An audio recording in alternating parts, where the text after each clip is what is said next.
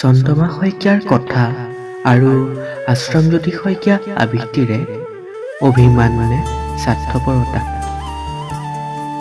নিশাৰ গভীৰ হোৱাৰ লগে লগে যেন মোৰ কাণত বাজি উঠে হোৱাটছআপৰ নটিফিকেশ্যনৰ টনটো। ৱাহ, মনে মনে যে কি আনন্দিত মই, বুকুত কি ধপধপনি, চৌদিশ নিতাল নিস্তব্ধ, অপেক্ষা মাথো তোমাৰ এটা SMS-ত।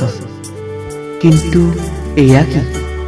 এয়াচোন মোৰ প্ৰিয়জনৰ মেছেজ নহয়, যাৰ বাবে মই ৰৈ আছিলো বহু ৰাতি উজাগৰে। সেই ভাবি দিছিলো সান্তনা মোৰ এই অবুজ মনটো।